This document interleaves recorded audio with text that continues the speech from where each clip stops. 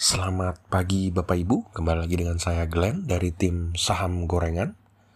Kali ini kita akan masuk ke sesi yang dulu sudah sering ada, yaitu review IPO. Saya akan review 2 saham IPO terbaru yang akan listing di bulan April. Yang pertama kita bahas adalah TBP ya, Trimegah Bangun Persada, dengan emiten NCKL atau nikel. Nah, TBP ini akan listing di bulan April, sekarang masih di periode book building, dan saya akan menilai bagaimana saham NCKL ini menarik atau tidaknya dari sisi underpricing, atau dari sisi apakah akan mengalami kenaikan signifikan di hari pertama. Jadi untuk Anda yang mau colong-colong di momen book building atau penetapan nanti penawaran umum, itu masih bisa menonton video ini dan masih relate ya, karena kita akan bahas bagaimana kenaikannya saat listing di hari pertama. Sekali lagi saya note, ini hanya untuk menilai underpricing atau kenaikan di hari pertama dan bukan secara jangka panjang. Kita akan masuk ke dalam ada 7 kriteria penting dan nanti akan ada review yang menarik atau tidak saham ini untuk dikoleksi. Yang pertama kita masuk ke informasi umum. Nah, NCKL ini sebenarnya terdiri dari merupakan anak perusahaan yang utamanya itu adalah berasal dari PT Harita Jaya Raya. Nah, PT Harita Jaya Raya itu sendiri merupakan PT Harika Nikel. Itu adalah perusahaan smelter dan juga mining dari nikel secara utamanya. Perusahaan ini besarnya sebenarnya mirip dengan Antam dan juga Vail ya, besarnya sebagai mining. Perusahaan ini dimiliki oleh Lim Haryanto Wijaya Sarmono. Ini biasa disebut sebagai kakek terkaya di Indonesia atau peringkat 33 atau 34 ya, saya agak lupa, orang terkaya dari top 50 orang terkaya di Indonesia.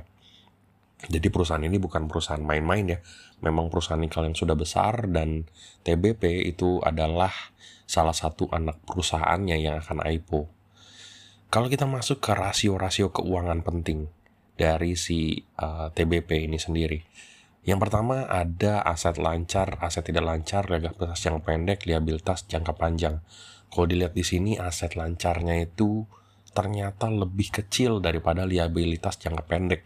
Yang sehat itu adalah utang jangka pendek yang seharusnya bisa dibayar semua oleh aset lancar. Nah, aset tidak lancarnya tapi ini besar karena perusahaan mining itu memang biasanya dengan tools-toolsnya, dengan MHE-nya dan lain-lain itu biasanya cukup besar untuk aset tidak lancarnya ya, dengan mesinnya dan mesinerinya dan lain-lain. Jadi ini lebih besar memang dari total liabilitas jangka panjang. Ini yang menarik adalah karena liabilitas jangka pendek dan liabilitas jangka panjangnya ini sebenarnya akan dibayarkan di IPO-nya. Ini adalah merupakan pembayaran utang IPO-nya yang akan dibahas nanti pada tujuan IPO. Kalau kita masuk ke total penghasilan komprehensif di tahun 2020 ya, itu dia mengalami keuntungan 64 miliar. Ini sebenarnya kalau dilihat dari strukturnya banyak sekali minus di laporan keuangan terkait labanya di tahun 2020. Jadi mungkin mereka juga agak terdampak COVID ya. Dan kalau dilihat di 2021, dia itu sudah mengalami keuntungan sebenarnya signifikan sekali, jauh sekali berbeda dibandingkan keuntungan tahun 2020. Dan di 2022 ternyata keuntungannya jauh lebih tinggi. Ya, hampir sekitar 3 kali lipat dari di 2021. Jadi sekarang dia sedang peak performance-nya. Nah, kalau dilihat dari rasio keuangannya yang tadi bandingkan, tadi saya bilang antara liabilitas dengan ekuitasnya, ternyata liabilitasnya lebih besar. Ini 1,4 kali. Semua hutangnya tidak bisa dibayarkan oleh ekuitas. Dan total liabilitas consolidation terhadap aset itu setengah dari jumlah asetnya. Jadi perusahaan ini tuh yang lumayan mengkhawatirkan adalah hutangnya mungkin, dan mereka mungkin memang sadar dengan kekhawatiran terhadap hutangnya ini. Makanya tujuan dari IPO-nya ini nanti banyak akan dibahas itu adalah pembayaran hutang, hampir 70%. Nah, kita tidak akan bahas ini terlalu dalam ya, karena saya tidak mau melihat dari sisi jangka panjang seperti yang saya jelaskan tadi, tapi saya akan melihat dari 6 faktor lainnya. Yang pertama dari waran. Biasanya emiten IPO itu memberikan waran, tapi dari NCKL ini tidak memberikan waran, jadi tidak ada waran yang diberikan. Dari fraksi harganya ini di antara 1220 sampai 1250. Nah, yang di bawah 2000 secara historical biasanya itu kurang menarik. Yang menarik itu adalah yang saham gorengan, kayak gitu ya, yang di bawah 200. Dari range harga book buildingnya ini sangat sempit. Ini cukup unik ya, karena range book buildingnya ini sangat sempit. Jarang saya melihat IPO yang range-nya sesempit ini. Ini jadi hanya sekitar 2% range book buildingnya. Di mana historicalnya range book building yang di bawah 30% aja itu udah bagus. Range yang semakin sempit itu semakin meyakinkan investor. Apalagi yang sesempit ini. Jadi dari range sih menarik ya. Meskipun dari fraksi harga tadi kurang. Kalau kita lihat dari nilai emisi, total emisinya itu ada di 15 triliun yang diminta. Nah, ini masuk ke emisi yang sangat besar, di mana secara historical yang mengalami underpricing itu biasanya dari emisi-emisi yang kecil, yang mudah digoreng, atau emisi sedang. Sedangkan yang emisi besar itu jarang sekali mengalami underpricing.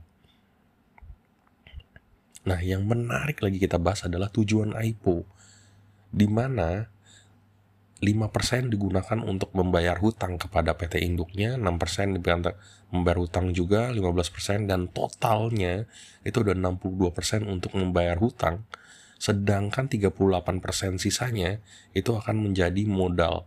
Jadi tidak ada penawaran IPO ini uangnya yang digunakan untuk peningkat ekspansi atau inovasi dan lain-lain ya. Semuanya hanya untuk meningkatkan hutang sesuai ya dengan rasio-rasionya yang tadi saya bahas. Dan sektor, nah ini adalah sektor yang mengalami minat investasi biasanya berasal dari konstruksi non-bangunan, ini paling tinggi, tapi masuk ke dalam pertambangan selain batu bara itu biasanya kurang menarik. Nah, based on yang saya nilai tadi, kalau kita lihat reviewnya, berarti waran dia masuk ke poin 1, karena dia tidak memberikan waran. Range dia masuk ke poin 3 karena sempit. Fraksi harga dia masuk ke poin 1, poin 2, karena dia berada di antara range 1000 sampai dengan 2000. Penggunaan dana IPO masuk ke poin 1 karena kebanyakan lebih dari 50% untuk utang. Subsektor masuk ke pertambangan selain batu bara, ini poin 2. Penetapan harga penawaran belum bisa kita tentukan. Kita berikan nilai 2 sesuai dengan informasi umumnya berdasarkan asumsi saya terhadap apakah penawar akan menarik atau tidak dengan saham IPO ini, dan nilai emisinya karena tadi besar sekali kita masukkan ke poin 1. Jadi totalnya kalau kita persentasekan ini hanya 52% dari optimal poinnya, dimana di bawah 75% kita bisa bilang sesuai dengan penilaian ini tidak cocok atau tidak layak untuk diakumulasi saat IPO. Jadi kalau menurut pendapat pribadi saya, saham NCKL ini bisa Anda skip atau tidak cocok untuk diakumulasi pada saat IPO karena kemungkinan untuk underpricing sangat kecil.